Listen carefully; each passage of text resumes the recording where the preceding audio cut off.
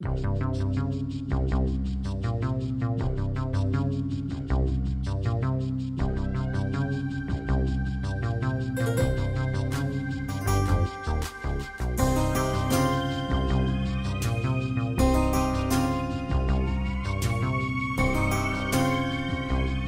to Spooky Ass Shit. I am your host, Eric Wells.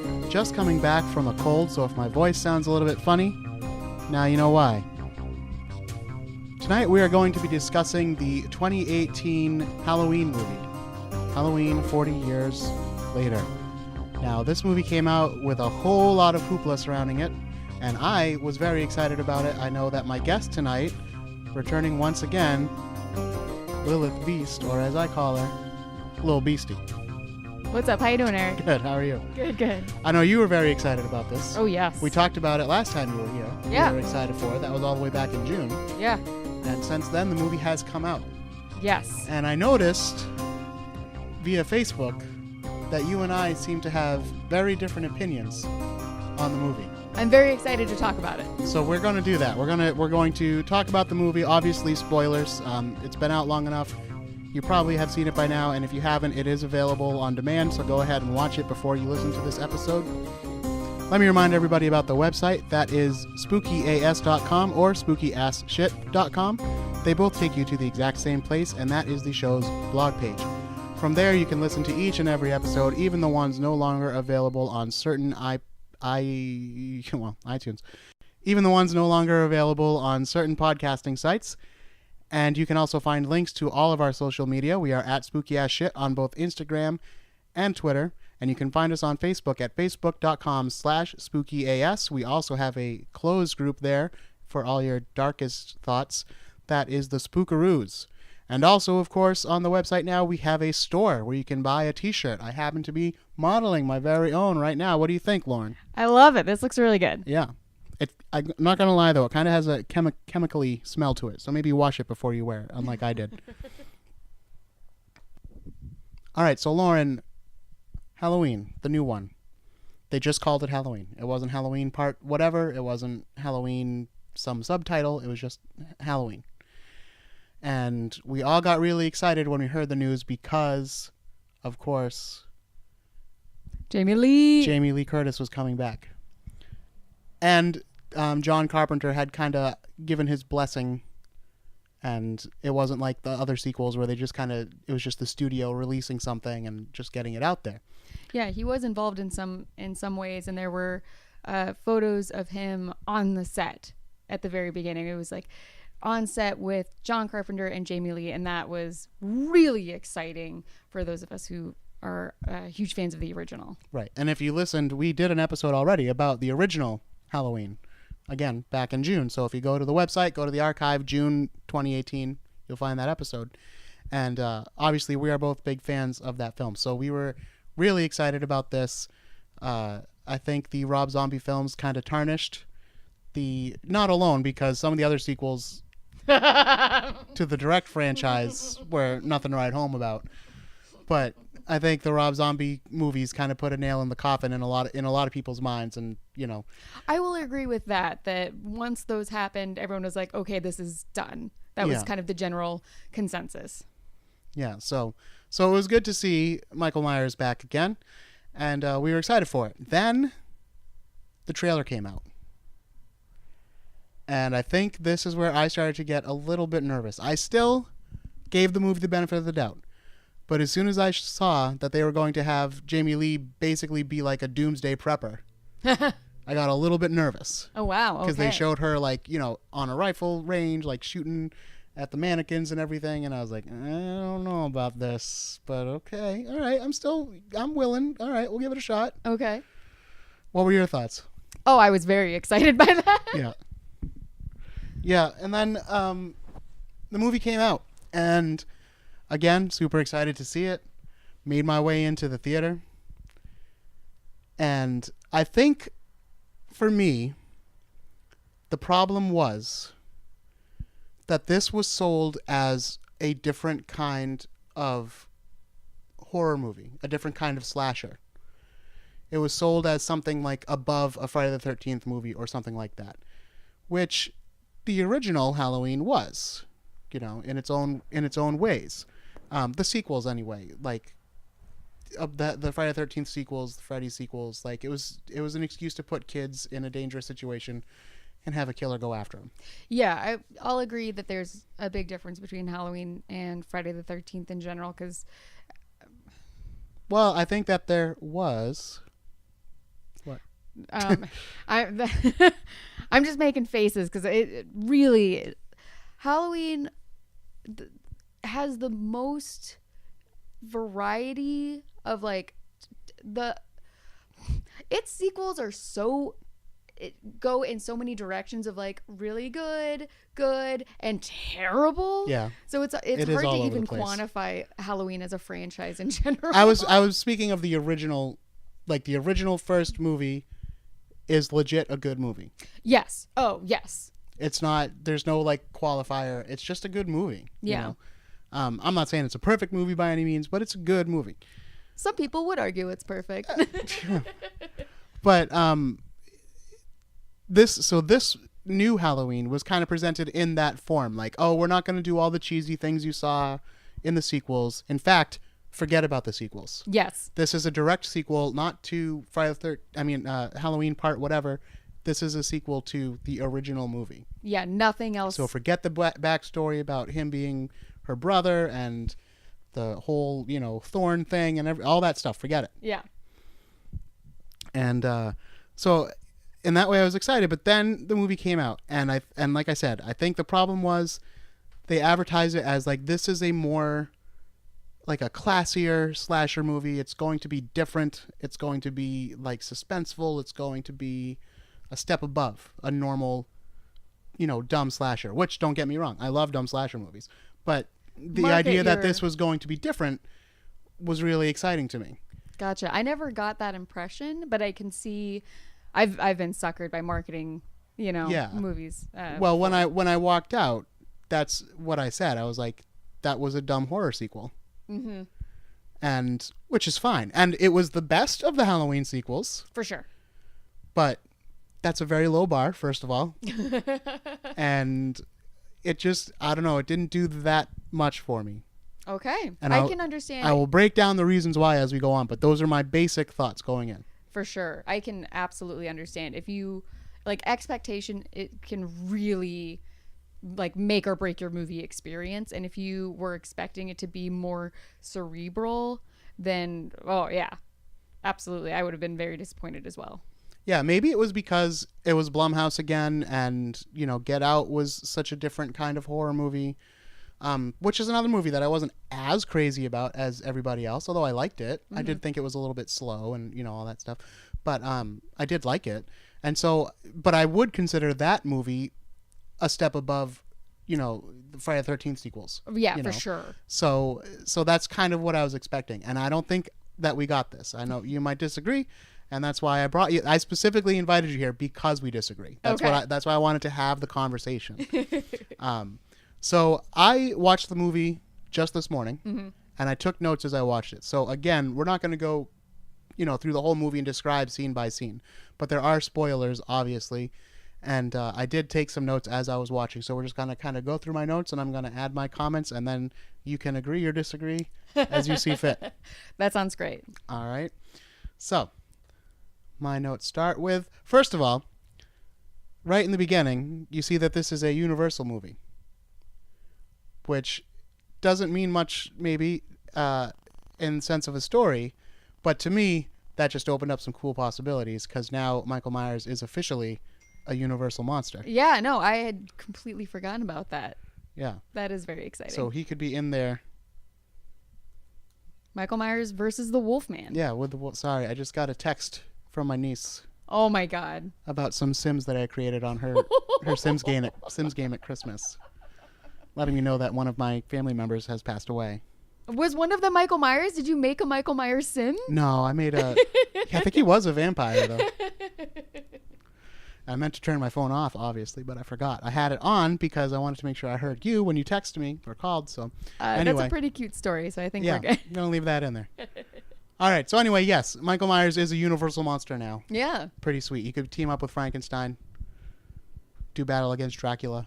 Although he'd probably be on Dracula's team, I guess, because Frankenstein's kind of a good guy. Michael Myers is definitely not a good guy, No. especially in this movie. All right, so if you listen to our original Halloween episode, I talked about how Dr. Loomis is actually a really shitty doctor, and that is not how you treat patients. You know, I am not exactly a clinician myself, but I've worked in the mental health field for many, many years. And that is not how you deal with people. Well, it doesn't get any better in this new movie. No. He's got a new doctor. Dr. Zartane, I believe, is his name. Could be saying that wrong. And he's kind of presented as the new Loomis in this movie. And he mentions to these podcasters Yes. who are coming in to visit Michael, which is a thing that you can just do, apparently. I think if you're tenacious enough. Yeah, he gives the whole backstory, letting us know that this is a direct sequel. It's been 40 years exactly since the events of the first movie.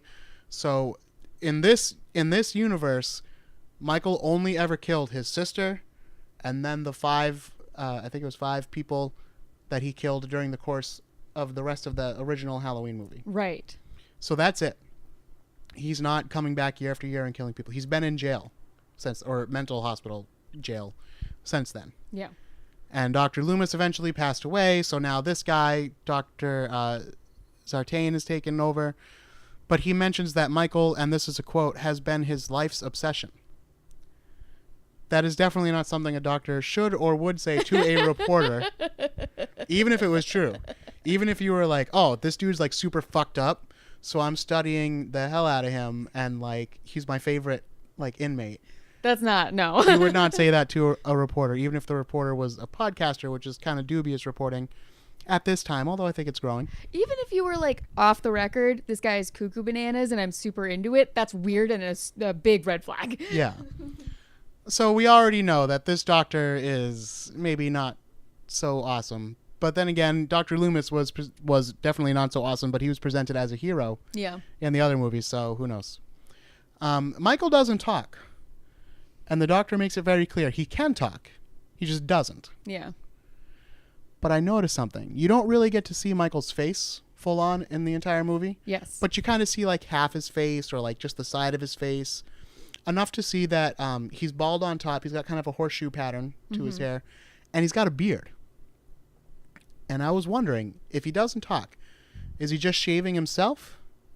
Or does he have like little sign language that he uses with the prison barber to let him know, like, oh, I want a beard, but just like a close cropped beard, like just trim it up a bit. Maybe he just murders any barber who cuts his hair in a way he doesn't like. Yeah, I don't know. So this scene is kind of ridiculous, but it's a movie. But this was another clue that I was like, this isn't the movie I was promised. Because he's out in a yard and he's like chained to the middle of this like thing, and there's a square around him and you can only get so close, but there's other inmates out there and this is their yard time basically. Yeah. But they're all like literally chained and they have like maybe 3 feet of wiggle room. Yeah. And it's just okay. The thing I liked that scene. I liked that they were like, these are the worst, craziest crazies of all, which is, I mean, like, that's not good. But I appreciated, I appreciate a movie that knows what it is and knows what it's trying to do. And so with that scene, I was fine with that setup. It was visually interesting. The thing that got me about it was, number one, that it went on way too long. Like, it was just like the podcasters come and they confront Michael with his old mask, which begs the question, how did they get forensic evidence from a 40-year-old case? He had a friend in the properties room or whatever. That's what he said. He literally says that. Oh my God. It's like, oh, I had a friend over at the, whatever. I forget what he says, but I saw this movie in theater, so it's been a little while, so there's probably going to be more than one thing where I'm like, yeah, I forgot that's how that happened. But yeah, he just like holding it, and I really expected him to like hold it over the line and then Michael would do something, but it's just like, it's ratcheting up the tension, which I'm fine with, except that I do think they took it so far and it took so long that by the time like it finally breaks, I was like almost on the verge of laughing. It was a little cheesy. It was very cheesy. and like, but not only that, but like when he takes the mask out, the dog starts there's like a guard dog like walking the perimeter, and it starts barking, and then the inmates are like agitated by it too, And everyone and starts we're all just, zooming in, and of course Michael's just standing there and not reacting at all. Also, I want to point out, I might have said this last time when we talked about the Rob Zombie movie, because the same thing happens in that one. But it's been 40 years, and this is a latex mask. Oh yeah. I mean, with very careful storage, perhaps the mask could have survived. Oof. But I have latex masks. I even have a Mike Myers mask. And trust me, if you just like stick it in a closet, it will melt. And then it will become stuck to itself, and you'll just have like this pile of face. Oof, that's gross. So we're positing a world in which not only has this mask somehow survived, but is wearable, which would lead us to believe that the police who have been holding it are also like putting it under some sort of mint condition. Yeah, they're oiling it. They got it like in a sealed container.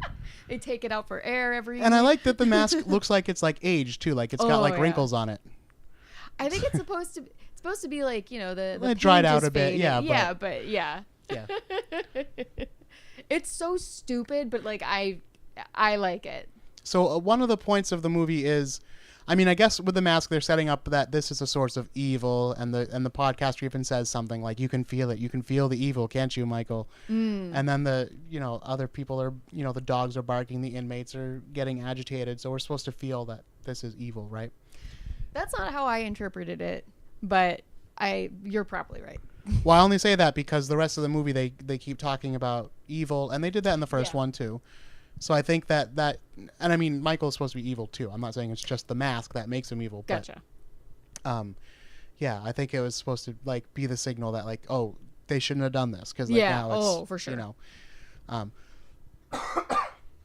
But the podcaster is literally standing there holding the mask, like you said, out to Michael, and the other point that they go back and forth a lot on the movie is Michael doesn't talk. He doesn't talk. Mm-hmm. Never talks. So the podcaster is like hoping to get a reaction out of Michael by holding up this mask, and he's shouting, "Say something! Say something! Say something!" Mm-hmm. And then like on the last biggest one, that's when it cuts right to the credits. Yes. Now this part was cool. I did like this part because in the original, of course, you had the jack-o'-lantern and you had all the credits going by. In this one, it was a rotted jack-o'-lantern, but as the credits went by, it kind of like reversed film and came back to life and looked like the one from the original. They did a really good job. And I will say, for people who, I mean, obviously, I have not been waiting 40 years for this movie, but I have been waiting probably 10 years. I think I saw the original 10 years ago. And so that reverse film and watching this disgusting rotted pumpkin come back to life and be the pumpkin from the original was a very satisfying cinematic moment. Yeah. I did like that part. Is that going to be the only part you're like, yes, that was a success? No, now we cut to Laurie Strode, and the podcasters are going to go visit her, and we'll get into that in a second, but I want to talk about Laurie's journey to this point so far. Because we learned that she's become a prepper. Mm-hmm. And not a doomsday prepper exactly, but kind of. Yeah. Because what she considers doomsday is the day that Michael comes back. Yeah. And she knows that he will, and he's evil, and he's not, and all that stuff. So she's preparing for him. Now, she's set up her house, like, there's mannequins all over the place. She's got guns all over the place. She's got locks and traps and, all kinds of things all over the place. She's been divorced twice, she tells us. Mm-hmm. She lost custody of her daughter. Mm-hmm. Played by Judy Greer. Yeah. Her daughter Karen, when she was 12 years old, and never regained custody because they were like, well, this person's crazy. Mm-hmm. Now, my question about this is, and I already know the answer, according to the movie, I think. But she's so busy prepping and everything. Mm-hmm. And she's even willing to give up her family. Yeah. Because of all of her preparations and everything. why? Okay, so again, this is supposed to be a direct sequel. Yeah.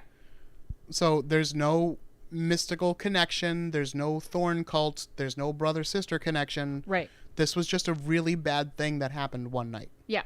In one night. And it was random. Yes. A, why is she so sure that he's going to come back? B, why does she stay in the town where he was? Mm-hmm. And apparently where the prison is, too. I don't know where the prison is. It's far enough away that they need a bus to transfer inmates. But Well, it's not walking distance to wherever the other one was. yeah. But she made it there and back in time for dinner. Oh, true. Okay, yeah. Yeah, because she... Yeah, she goes to dinner with the family later on. Don't worry, I got it all in my notes in order. Yep. Don't worry. Yeah, it's just, and I know that she says later on in the movie that she prayed for him to escape Uh-huh. so that she could confront him. Yeah. So that's in the movie's theory why she stays there. Yeah. But one of the things, and Jamie Lee herself was doing this on Instagram, because I follow her on Instagram and I saw all this. She was saying, like, I'm really proud of this movie because it really gives survivors of trauma a voice and, it, you know, blah, blah, blah. And it's good for survivors of trauma. I respectfully disagree because becoming a basket case who's only worried about murdering somebody Mm-hmm. is not what happens to survivors. They generally either try to forget it and move on with their life or become really strong advocates for, you know, survivor causes and that kind of thing. They don't become doomsday preppers and like willing to lose their whole family over it and everything and come up with this insane plan, which we'll get to, which is the climax of the movie. Yeah.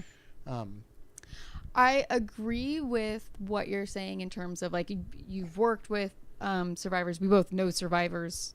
We know there are many more people I think that have survived some sort of trauma than I think is you would kind of suspect. Like everyone has their own shit they're dealing with. I think what was really...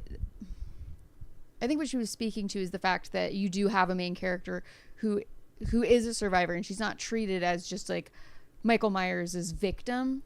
She's not scared. She's not scared. Like, even though she has not coped with this the most direct or rational way, she is like, we're seeing it in the most Hollywood way that I think is somewhat kind of easy to understand. It's almost like a reverse Mandy or films of that genre where you know, someone murders a guy's wife and he goes nuts and murders everyone. It's kind of the reverse of that, of like Michael Myers murdered all of her friends and now she is going to not get her revenge so much as like she is going to be a sentinel for his return and be prepared and do her best to prevent the same thing from happening again. Which, by the way, she fails at spectacularly, if that was the case. I mean, she tried. I mean, she does keep her daughter safe. Yeah, she keeps her family safe, which I guess that's actually... Literally everybody else in town, though, is in trouble. She did try. Every other person we meet in the movie. She almost like becomes Loomis in this movie in terms of like Loomis spends the first movie trying so hard to do everything he can think of to like warn people and like capture him before things can happen, and none of it works. And he's such a good stand-in for authority and like how you can't trust authority to keep you safe. And that we have this kind of like false sense of security. And like she's kind of fulfilling that role in this, which is an interesting turn. Yeah, so I don't know. I just think I said she wasn't afraid earlier. That's not exactly true. She is afraid, but she's not unwilling to face her fears, is how I should say it. Yeah. Which, you know, is a positive message in a sense, but I think it does more harm than good in the fact that, like, you know, if something traumatic happens to you, just become like, you know, this badass Terminator 2, like always ready for, you know, it's like, well, or you just live your life like as best you can and try to, you know, but okay. She's another option on the table. So like we said, these podcasters, after visiting Michael, they go to visit Lori. Yes. And the only reason she agrees to see them is because they agree to pay her $3,000. Mm-hmm. And it's a very short meeting. And she basically says, like, you don't need to try to understand Michael. There's nothing to understand. He's just evil. He doesn't need sympathy. He doesn't, you know, he's evil. And then they reveal their true intentions, which were that they were really there to try to get her to come with them to go visit Michael. And she basically then tells them to fuck off. Rightfully so. Now, this is when we are introduced to Laurie's daughter, Karen, and her husband, and their daughter, Allison. And right away, you know that there's going to be a problem with the father, because he is like a dopey dad, and he just rambles and says bullshit, and you know it's supposed to be like comedy relief, but he's not funny. And he's trying to like load these mouse traps, and he's using peanut butter, and one of the traps goes off and like shoots off on him. Oh yeah, yep. And he gets some on his pants, and he says, "Now I have peanut butter on my penis." And I was like, what? And like, even if you were going to say something like that, you probably wouldn't, like, maybe it was supposed to be like a dumb dad joke. I get that. But like, would he say penis? Like, yeah. Like, that's, you know, so awkward. It was weird. Very cringy. And not in a good way. Well, again, I think they're trying to make it like it was a cringy dad joke, but that's not, yeah, it was weird. It made the way he was rambling, and then the fact that he said that, I was like, this is like Rob Zombie light. Like, it's a person who's just rambling, and then he says something vaguely dirty, and Rob Zombie would have been like, "Oh, I got peanut butter all over my cock," like, "You bitch," or, you know, like something like that. I wasn't with you until the full, yeah. Yeah. So that, I was like, and I just made a note because I thought that would be a funny thing to say, and it made you laugh, so obviously it was. But as we continue in the movie, there's actually a lot of things that I wrote Rob Zombie light, because this is like Rob Zombie light. Like, this is the Rob Zombie version in a lighter form. Okay. But so I didn't really mean it with that example. I just kind of like, you know, the fact that like, oh, we're seeing a family and there's like goofiness, and this guy is just rambling, like all the like those first 5 minutes of that Rob Zombie's Halloween movie, where the family's just like yelling at each other, and like, you know, this family's getting along fine, but anyway, I knew we were in trouble with that dopey dad right away. Mom's name is Karen, daughter's name is Allison. So Karen is Laurie's daughter, and Allison is the granddaughter. Trying to keep all the names straight. Who cares what the dad's name is? I honestly don't know, and also don't really care, because he only comes in to do like dopey shit. Yeah, he doesn't survive, spoiler. But, so then there's a brief scene with Laurie and two of her friends, and there's like the stoner dude, and then like her like pretty friend, I think her name is Nikki or Vicky. It was something icky. It ended that way. Maybe it was Nikki, I think, but pretty blonde girl, and their boyfriend and girlfriend. And they're walking to school, and we get more exposition.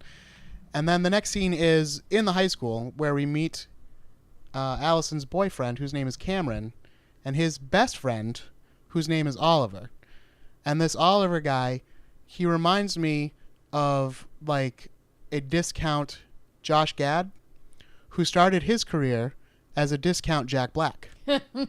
So he's like a poor imitation of a poor imitation. Although Josh Gad obviously has gone on and grown since then, and he's become his own thing. He's not just a Jack Black impersonator, but back when he first started in film, when you first started seeing him crop up, it was like, oh, they couldn't get Jack Black, so they got this guy.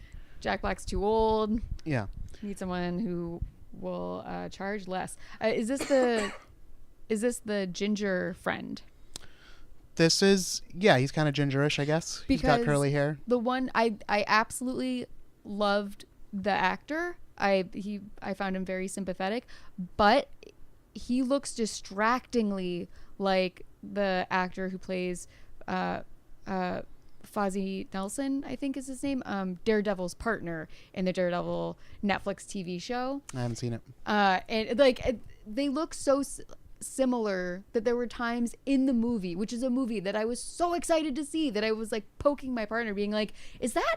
Do you think they're related? That can't be him." He's like a foot shorter and 20 years younger. What's happening? And then I'd have to shut up and pay attention. I don't know about all that. But then we see that Michael is, in fact, being transferred. So he's getting loaded on the prison bus. He's going to a new prison. And Laurie is there watching. Mm-hmm. And she has a gun with her. So when I was watching it, I was like, what is her plan here? Is she going to shoot Michael? Or is she there, like, watching to make sure he doesn't escape? That was my assumption. Waiting to see if he would escape and be prepared for that. Right, but then the question I had, because that's kind of what I figured too, but then I was like, why didn't she follow the bus then? I mean, she does have a little breakdown in the car, so maybe that's why. Mm-hmm. But she says later on in the movie that she actually went there planning to kill him. Mm-hmm. But then she didn't know what to do, and during the dinner scene, she explains all that. Yeah. She shows up at the family dinner. She drinks somebody's glass of wine. Mm-hmm. They're celebrating because Allison made Honor Society. And they're meeting the boyfriend, Cameron, for the first time. And by the way, Cameron seems pretty cool. He's fine. Like in the first few scenes. He's just a normal guy. They're talking about going to the Halloween dance and everything at school the next night and all that. Seems pretty wholesome. Yeah, and then Grandma comes in and she wasn't invited. And because she's loony and, you know, her daughter didn't want her to be there, but the granddaughter did. So she invited her. And then she has a breakdown in the middle of the dinner because she was like, I was there. I saw him for the first time. I saw the shape. She actually calls him the shape. And I was going to shoot him, but I didn't know what to do. And so now she's at dinner crying at the table. Yeah. And then she leaves and the whole thing. Makes a whole scene. Yeah. And then Karen says to her daughter, Allison, she's like, look, you know, this is why I didn't want her to come. She's cuckoo crazy, and she raised me to be crazy too, and luckily I got away, and that's why we keep her at an arm's length, and, you know, all that kind of stuff. Now the next scene. This is really weird. And I think I know why it's in there. But still, it struck me as weird then, and watching it again, it still strikes me as weird, even though I know what I suspect the motivations were. It's a scene with a father and a son in a truck, and they're going hunting. Yeah. And it picks up with the boy, who's got a really weird, raspy voice, by the way, for a young boy. He says that, he's like, well, you know, I had to give up a dance class for this. And the dad's like, dancing. And the kid's like, no, I do want to do hunting, but I'd rather do that just on the weekends. And then during the week, I can go to my dance classes. Mm-hmm. And then they come across the bus that's tipped over, and, you know, we're going to find out Michael's escaped or whatever. Yeah. But that's literally all that happened with that scene. It was just this boy talking about how he wants to hunt, but he also wants to do dance classes. Yeah. It's just a weird moment to throw in. It's a weird moment. I loved it because I am of the opinion that more, like, anytime you can sneak in a little scene that's like, hey, male-bodied people, it's okay if you want to dance. You can want to dance and hunt. Who cares? Be masculine in your own way. Toxic masculinity sucks. Do whatever you want. So I was fine with that scene, but it is weird and it's really funny because you're just like, what is happening? Well, that's the thing. Is it such a good thing if it makes it more of a comedy moment than like an actual moment? Because it's just really out of place in this kind of movie. I support that sentiment that you just laid out, but speaking as a boy that was not particularly masculine, who, you know, I am not gay, but that was certainly something that was bandied about when I was young, and all that stuff, and it was, you know, a different time hopefully than now. But if you didn't follow certain masculine guidelines, then people were like, well, what's wrong with you? Like, right. Yeah. So yes, however, even so, I don't know if as I was watching Halloween, I'd be like, oh no, it's okay to be who I am because this boy who's about to get murdered, by the way, Yeah. mentioned that he wanted to take a dance class. Like it seems like this is a 2018 movie and they're shoehorning this in to like to match an agenda that like, ooh, like woman power and like be who you are, and I'm not saying any of those things are bad things, don't get me wrong. But you don't want them shoehorned in. The shoehorning in is the problem. Not even the fact that they're in the movie. Yeah. That's fine. If you can find a way to organically do that, that's fine. But this was just really weird. And then also, if anything, it makes you feel, and maybe this was their intent, make you feel a little sympathy for the kid because, you know, like he just wanted to go to dance class that night. Yeah. And then he's a murder victim. Yeah. There are a lot of ways to read this scene. What I think that they were going for was they were trying to give this character a little bit of a moment to get into his head a little bit, because it's going to make the following scene so much worse. Because in the original film, he kills his sister and an adult and a couple other people, but they're all like they're all young adults or adults. And this kid is like 12, 14. He's a child. Yeah. And so this is kind of the first time that we're broaching that topic of like, is Michael Myers about to kill a child? And the answer is, if that kid is in his way of like getting in, having a vehicle to achieve his goals, then yeah, absolutely. He doesn't care. Yeah. Although I will say, I did think it was kind of lame that the first kill that we see Michael do is on like a 10-year-old boy. I was like, is that really how you want to start off, like your evil presence that like, oh, look at him. He killed a 10-year-old boy who just wanted to go to dance class. He just wanted to go to dance. Dad, why did you ruin this? Now you're both dead. Maybe that's the lesson. They're like, don't hunt because Michael Myers might get you. Yeah. Well, I guess it is definitely the first on-screen kill that we see, even though in that entire scene, the kid and his dad come across the bus that Michael had been on, which is like overturned or whatever, and everyone is either gone or dead. So you see that he has killed people thus far, and then the first on-screen kill that you see is unfortunately this child. So then Michael catches up to the podcasters. Yes. Somehow, mystically. And he's at a gas station. Well, they're British, so that's their fault. They're at a gas station, and Michael comes in, and now the Halloween movies, even the sequels and everything, they're not known for being like the gory movies. Correct. That's Friday the 13th and even to some extent Nightmare on Elm Street territory. This, again, very gory, very brutal. Reminded me of the Rob Zombie versions. Yeah, I'll agree with you there. Rob Zombie light. Yeah. That's definitely one of the things that people tend to either not know because they haven't seen it or misremember, is that there's very little actual violence that you see, violence and blood especially. Like you'll see some stuff, but it's not gory at all. And that's led to the idea of like, okay, what exactly is Michael Myers? He's the boogeyman. He is this human being who carries out these terrible deeds, but like, why does he do it? What does he get out of it? How does he choose who he wants to murder? My favorite part of that scene is leading up to it, because you're watching the podcasters as they're talking about what they're going to do. They're just like standing around at the gas station talking. And if you pay attention in the background, you can see Michael attacking other people. And that part is done really, really well. If you are looking, you can see everything, but it's far enough away that you can understand the podcasters not seeing it and not being aware. But when he attacks them, it is much more brutal.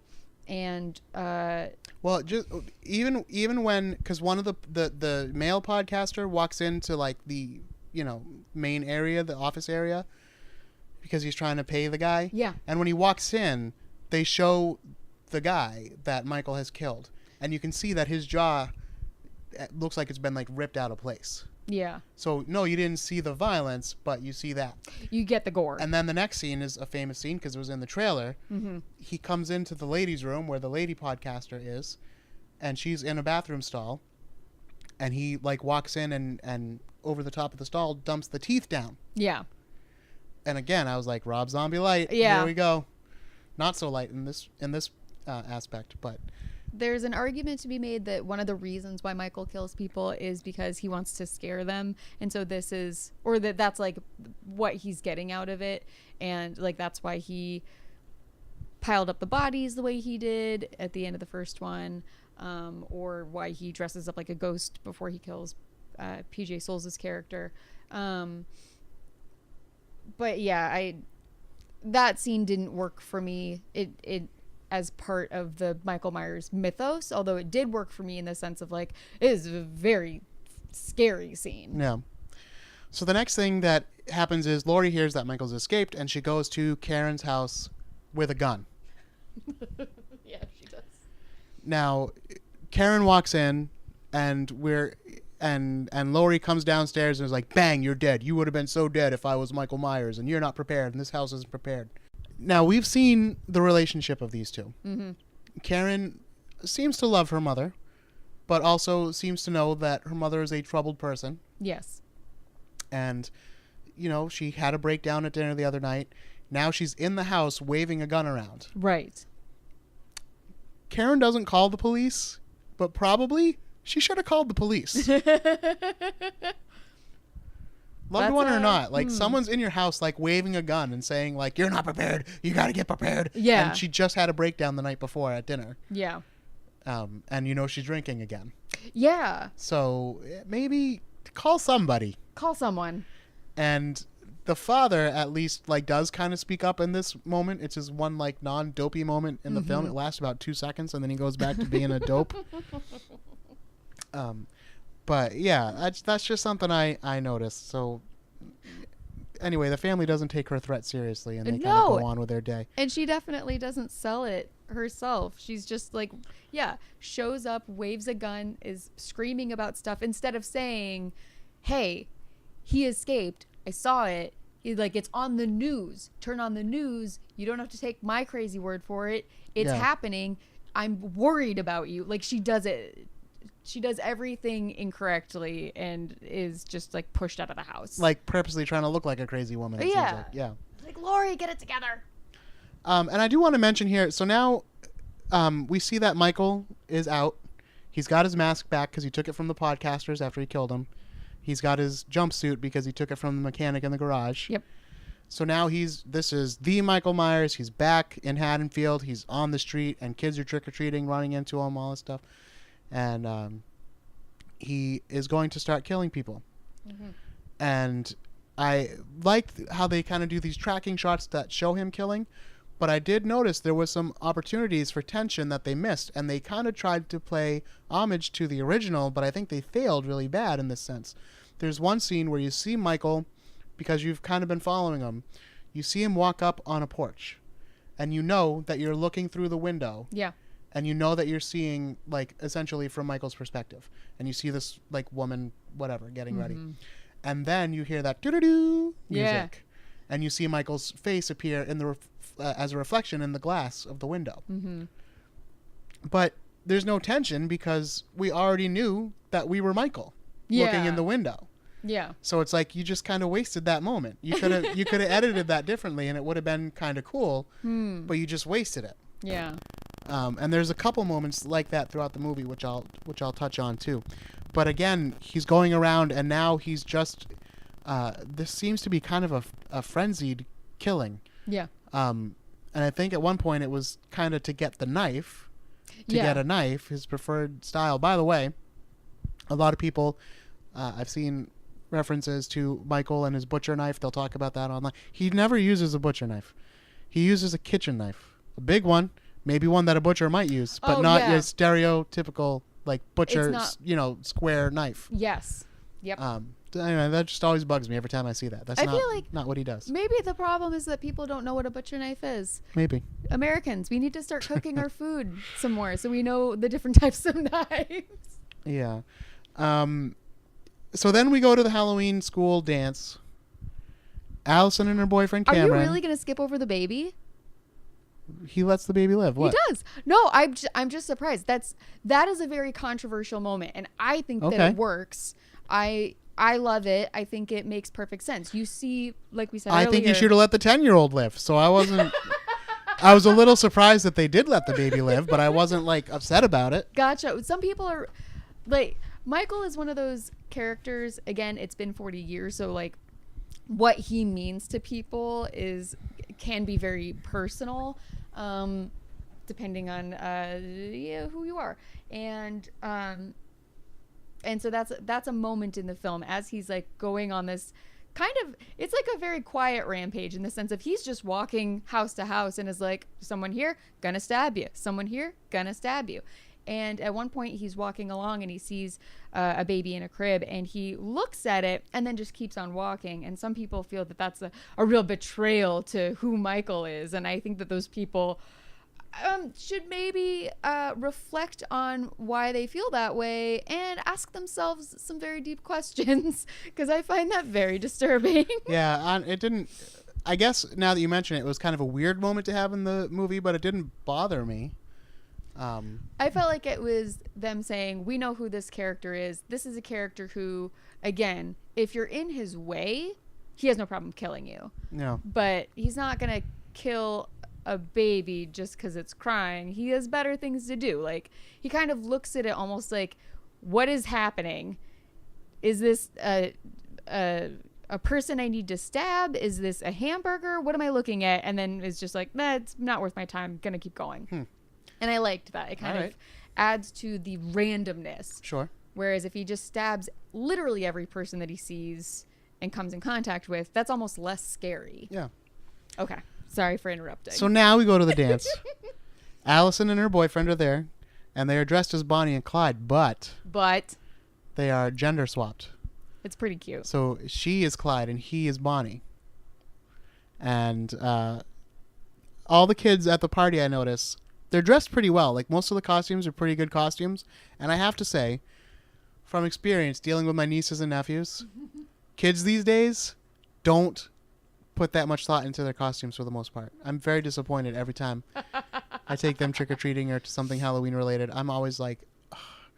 And my own nephew, I've talked about this before, but he was like Chewbacca a couple years ago, and he took off his mask because it got too hot and went trick-or-treating without his mask. And I was like, these are not costumes, these are uniforms. It's your Halloween uniform, and you chose to be Chewbacca, so now you're Chewbacca. You're Chewbacca. Put on the mask. And then he'd go to the door, and the neighbors had no idea what the hell he was supposed to be. They're like, oh, are you like a weird alien monkey? Which I guess actually Chewbacca kind of is, but... Right, it is, yeah. Anyway, kids these days. Now, like I said, Allison, she has that friend, Nikki or Vicky. Yeah. And she's babysitting, and she's babysitting this kid. Mm-hmm. And again, she and the kid swear at each other very casually. Yeah. And I'm like, Rob Zombie Light. Here we go again. Because this is like a little kid. Yeah. He's supposed to be like between 8 and 10 maybe. Yeah. And the kid's funny. The kid's charismatic. He's good in the great. movie. A little out of place if you ask me, but okay. But he was entertaining in the movie. I thought it was nice to see a little bit of a different side of Haddonfield. Yeah. Yes, he was a person of color, if that's what you're getting at. But also just like everyone we've seen so far is so like preppy, and he's so just like he steals every scene that he's in. I absolutely love him. But yeah, it's nice to see that Haddonfield isn't just a bunch of like, corn-eating white folks wearing like J. Crew. Yeah. So she had called Allison to say like, hey, come over and like smoke pot later on. And so the kid is swearing back and forth. Then we go back to the dance, and Allison catches her boyfriend Cameron, who's been totally cool up to this point, kissing a sexy tiger. Yeah. There's one lady there. She's a sexy tiger, and he kisses her. Yeah. So, of course, Allison is upset by this. And they'd sort of set up earlier because she took out her phone, and he was like, oh, you don't have to answer your phone. You're always on your phone. And he's like, no, I do. I have to take it. And then in this scene, her phone rings again, and they're fighting. And he's like, oh, you and your phone again. And he takes her phone and throws it in like the pudding or something that was like off to the side. A big punch bowl. And I was like, that was really weird and not like. And I was like, this is clearly just a plot device because we need her to not have a phone later on. Right. And again, it was just like it was a very clumsy way to get to that. I felt like. Yeah, I feel like they didn't quite do enough to make that transition of this is a cool, like, good boyfriend to this is just your kind of typical jerky, Teenage boy. Oh, what's the word I'm thinking of? Stallion. It was a very sexy tiger. It was a very sexy tiger, but he knew he was in trouble immediately And after it happened. and I mean, his girlfriend was dressed as a dude. Yeah, So hard to just saying. fault him. That's not You true. gonna go with the one in the tie or the sexy tiger? Yeah. Anyway, yeah, I don't think they did a good enough job transitioning between like, oh, he's this cool, pretty No, it was wholesome just guy. he was only an asshole for this one scene. Yeah, it was weird. And there was no hint, like like you're saying, like even other horror movies, they'll kind of like suggest like there's something underneath where, this guy's gonna be a creep or something, Right. Like but no, he's just an asshole for this one scene. And then by the way, doesn't show up again in the movie. No, does he survives the night as far as we can tell. Yeah, And you're the whole time it's supposed to be such a feminist, positive female, and this dumbass. Ooh. yeah, that was weird too. That was something Yeah. else I noticed walking out there. I'm like, wait, Cameron just like gets a pass. Like he just goes home and chills, like calls up Sexy Tiger and was like, well, I guess it's over between me and Allison anyway. So back to the babysitter. The little kid, as I said, I have this written down on my note. He's too funny and he swears too much. But there is better tension in the scene because now Michael is in the house. Yeah. But so is Nikki, and so is the stoner boyfriend that we met earlier in the movie. Yeah. And they're going to have sex apparently for the first time. And he got a tattoo with the date on it so that he can remember the first time he scored. And to be that much of a burnout before scoring, I don't know. It seems like it's not the way we did it in my day. Yeah, this guy really had nothing going on for him. I was pretty excited about But how the that kid, turned out. the kid comes downstairs and he's like, there's like a dude walking around upstairs and I'm freaking out and you should come check this out. Yeah. And so I liked that aspect of it because that was good. And then the babysitter goes up and he's like, oh, what are you doing here? And you don't see it. You just hear it from the doorway. Get out of here. And then, of course, it turns out she's just like fucking with the kid. Yeah. But so that, okay, good. And then she puts the kid to bed. And then again, like you said, really that Michael probably is up there. Yeah. And the kid's like, can you check the closet? And she's like, yeah, I'll shut the door. So this could have been a good tension moment. Yes. But showed it in the trailer. They showed it in the trailer, and also in the trailer it was done in such a way you just kind of like see everything. It doesn't have the musical cues that you have in the movie, so it kind of like spoiled it for when you see it in the movie. Yeah. In multiple ways. I agree that it was a missed opportunity. Yeah, so that could have been a cool moment, but okay. But I love the way that this whole scene wraps up. Yeah. In which one? The With the kid running out? kid running out, and then the stoner boyfriend being like, oh, like I'm gonna go take care of him, and the kid is like, no, you're not. If you go up there, you will die. Yeah. And he is correct. Yeah, because they don't actually show what happens to the boy. They show what happens to him. They don't show it happening. Yeah. But he gets the same treatment as the boyfriend who was coming over to sleep with Linda. Yeah. In the original movie, where he gets hung up to the wall before he even scored. Before he even scored. So he dies a virgin. Poor guy. Yeah. Laurie and the cops, both, because Lori's got a police scanner, so she hears the same time the police hear that there's been some kind of disturbance at this house because the kid got away. Yeah. So he presumably called the police from the neighbor's house. Yeah. So Lori and the cops both show up. Lori and the sheriff are familiar with each other, and she's like, I know he's loose, and I'm gonna, and she actually sees him at this moment, takes a shot at Michael Myers, but he gets away. So Lori and the cops go to Allison's house, and yes, Allison, but I meant Karen. Karen and Allison's house. Allison isn't there because she's still at the dance, and they can't get a hold of her, of course, because her phone is in the pudding or whatever it was. So they decide that they're going to go to Lori's, and they leave a message for Allison.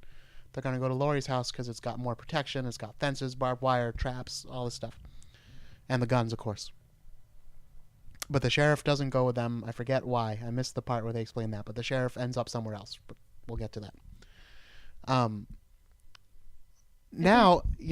think he goes to get Michael. Maybe he's just out hunting. I think Michael? so. Okay.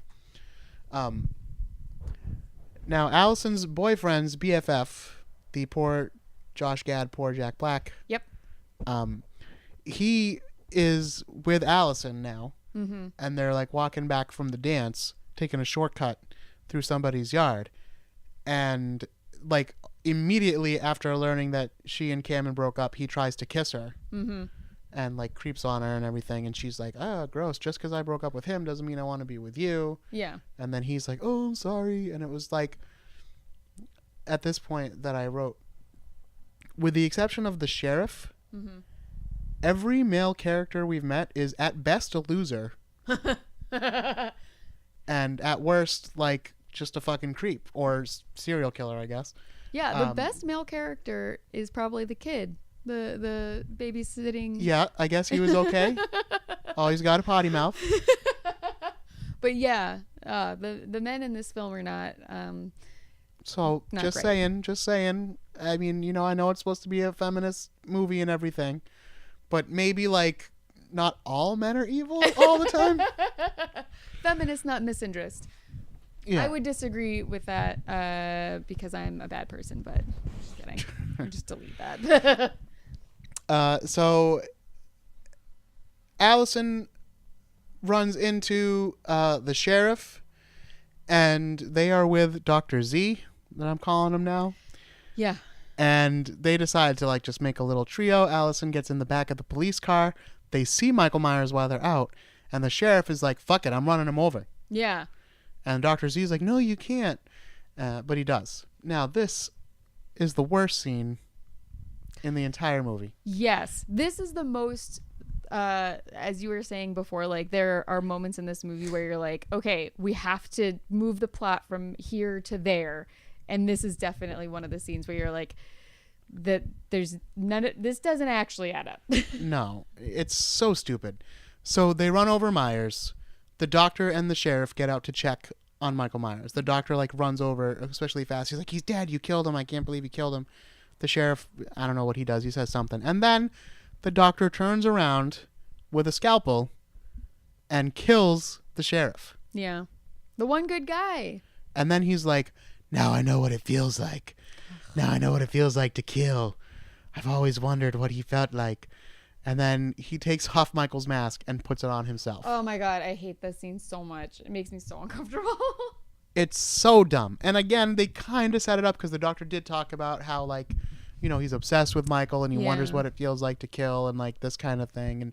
But it was just such a stupid twist, I thought. Yeah. Like, so cheesy and dumb. Like, this is sequel level dumb. Yes. And he puts Michael in the back. Michael's alive, but he's unconscious. Mm-hmm. And the doctor's like, "No, his want to destroy Laurie Strode will keep him alive, just like her wanting to stay alive has kept her alive." Yeah. Or him alive, or whatever the thing was. He's talking a bunch of jibber jabber. Yeah. And so he thinks like he and Michael are like simpatico, I guess, Yeah. So they drive to Laurie's house, where we also get a random little scene of the two cops stationed outside to keep an eye on the house talking about sandwiches. Yeah. It's inane, and it goes on for quite a while. And then the car pulls up with the doctor, And through pretense, Allison gets them to stop the car before they get quite to the house. And I'm not even sure Allison knows that this is her grandmother's house. I don't know if she's been there. I don't know if that's discussed. But she doesn't seem to recognize it, because what happens next is Michael wakes up, kills the doctor right Yeah. away. Steals his mask from him. Yep, steals his mask back, breaks out of the car. Allison takes this time to run into the woods and run away. But Michael must realize, I guess, somehow that this is Laurie's house, and the doctor drove him there. So as you were saying, that's the plot device. They needed to Yes. get Michael to the house, and obviously the sheriff wouldn't have brought him. Right. So okay, we got to get this guy to bring him. Yeah. So yeah, another dumb plot device. So now it takes a long time, but eventually Allison does work her way back to the house.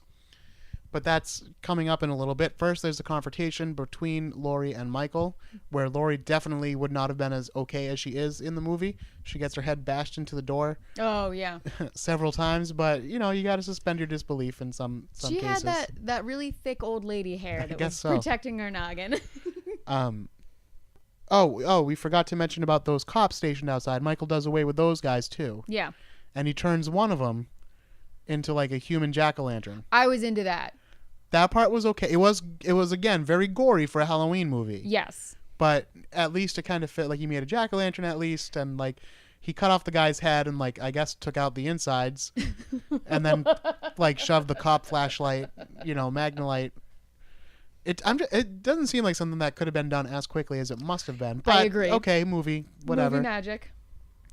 And this is discovered by Karen's husband, Yeah. who's outside because he heard something and he saw the police cars pulled up And he does on the the thing.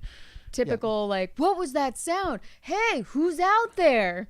And then he gets murdered about 2 hours too late into the movie for my taste. As soon as he said something about peanut butter on his penis, I'd have been like, oh, fuck this, dude.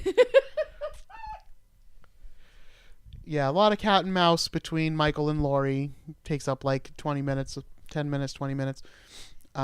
You start to see kind of the different parts of the house. Yeah, the and she's different- got these like different traps set up, and and then you see like there's a hidden basement under a kitchen counter, and if you press a button, it moves to the side, and that's where the daughter is hiding. And then when eventually the granddaughter comes, she's hiding down there too.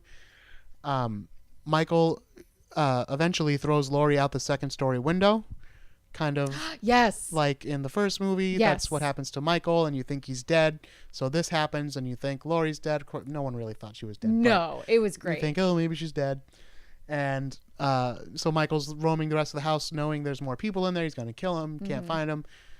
For whatever reason, he hones in on the counter and realizes that he can move it. So he flips it over. He looks down there, and he's thinking like, okay, I got these bitches. But the daughter, who's been trained, Karen, takes deadly aim almost and shoots him kind of in the neck, but it looks like it kind of grazes him. And so now she's like happy to have been trained by her mom for all this stuff. Yeah. And that's, and then another thing that is reflective of the first movies, Michael's kind of staggering around with his grazed neck, and then Laurie's face appears emerging from the darkness, just like Michael's face did in the first movie. Yes. And she's like, "Happy Halloween, Michael," which is a dumb thing to say, but okay, horror movie cheesiness.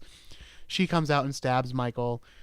They get him down into the basement, and the girls get out of the basement and lock Michael in. Turns out the whole time this thing was a trap. Now Michael's trapped down there, and Laurie pushes some buttons, and the whole house starts to catch fire because she's got these things rigged all over the house, set the house on fire. They get out. House burns down. In theory, Michael does too. Yeah. And I'm just saying, 40 years, and the best idea you could come up with was lure him into my basement at the expense of using my daughter and granddaughter, I suppose, as bait, I disagree with that. and then destroy everything I own. Oh yeah. Well, I mean, it's not like her house was full of beautiful No, vases but or I'm anything. just saying, like 40 years, and that's what you came up with? I see your question. I feel like you're missing the coolest part of the movie, though, which is when the daughter and granddaughter are in the basement. They realize And it's not clear exactly how much they know. The granddaughter knows almost nothing in terms of like what the house is and what its capabilities are. The daughter, Judy Greer, she maybe knows what's up, but there's this whole cat and mouse sequence, like you were saying, where he's in the house and the three women are in the house, these three generations, and they realize that he's eventually going to make it down in there, so they have to kind of like be on the offensive. And what's her name, Karen, that's while she's in there worried that her mom is being murdered and realizing that she has to protect her own daughter, she makes that turn.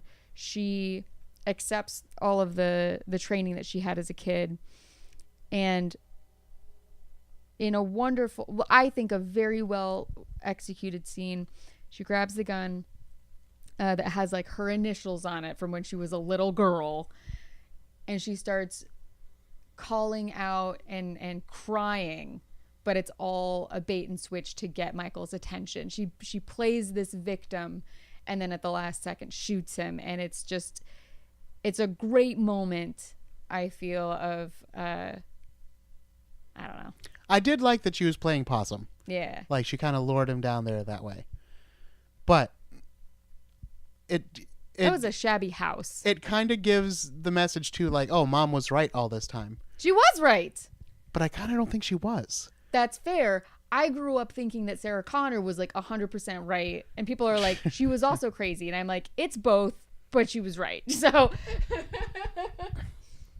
she may have taken it too far.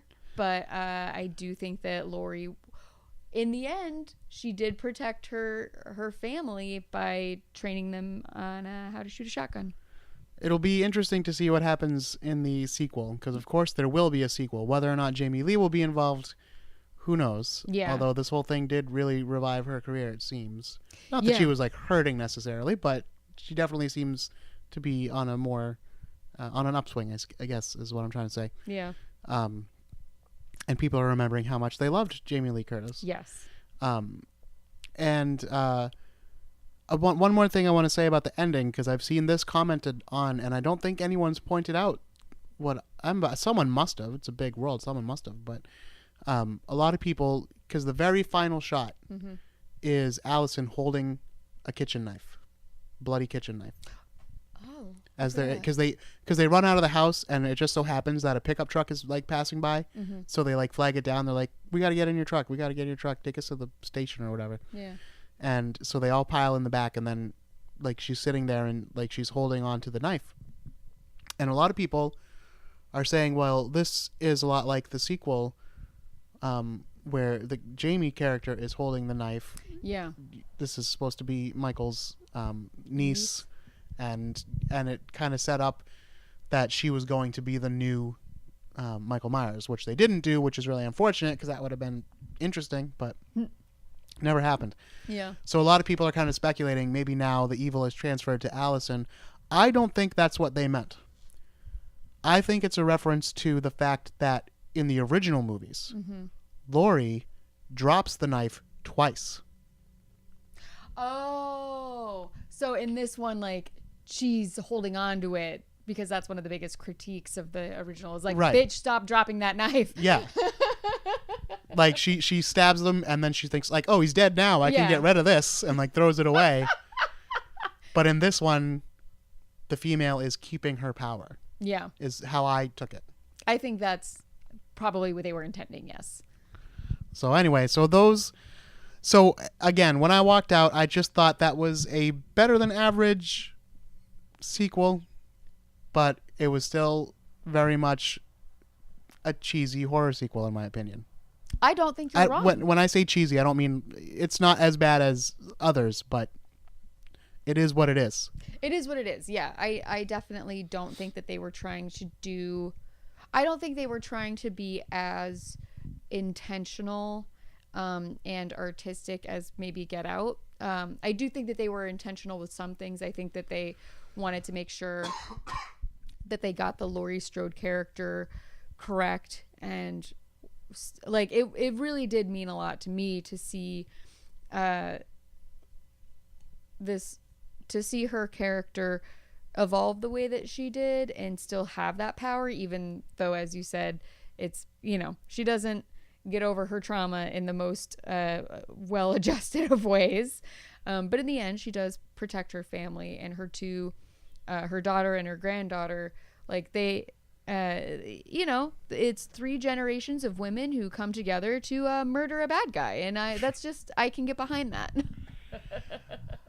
All right. Well, listen, I don't think this was as sparked a debate as I thought it might be. But that's okay. I'm glad to see that neither one of us are too far over the line that we are like, oh my God, no, you're super wrong about this. But how dare you have that opinion? Yeah. I'm not saying it's a bad movie. It's not a bad movie. Like I said, it's probably the best. I mean, it's definitely better than Resurrection. Oh, don't. Oh, my God.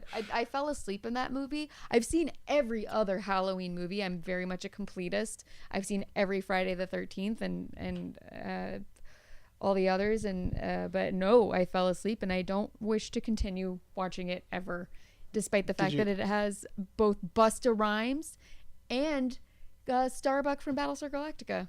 Yeah, but did you see when Busta Rhymes was doing his karate? No, but I've heard about it and I've imagined it, and I'm just like, far? No. Trick or treat, motherfucker. Yeah. Actually, I wish Lori had said that instead of Happy Halloween, Michael. If she came out of the dark and was like, trick or treat, motherfucker. For the true fans. All right, so we'll end it there. But once again, I want to remind everyone to check out the website, spookyas.com. Find our social media. We are at SpookyAssShit on both Twitter and Instagram. Find us on Facebook at facebook.com/spookyas. Become a spookaroo and join the official Facebook group there. Don't forget, you can buy t-shirts, tote bags, and stickers in the store. And once again, Lil Beastie, thanks for being here. Do you have anything to plug? You got anything coming up? No, I don't have a single thing. But I will say that I love the Coolidge After Midnight series, and if you want to see a good movie, check it out. They're always playing good stuff on 35mm. There you go. That's Coolidge Corner. Is it cinema or theater? What do they call it? Coolidge Corner Theater. Coolidge Corner Theater. And what's the name of that town now? In Brookline. Brookline. I knew it began with a B. I'm like, it's not Braintree. What the fuck is it? No, it's a really cool place. Brookline's just kind of a cool little area anyway, but that theater is really cool. They do some really cool stuff there, so definitely check that out. Mm-hmm. And you live right there. I do. So people might actually spot you. Oh yeah, you might see me in the wild, the beast in the wild. If you hear a familiar voice, like, wait a minute. The familiar laugh. Yeah. All right, until next time, don't be afraid.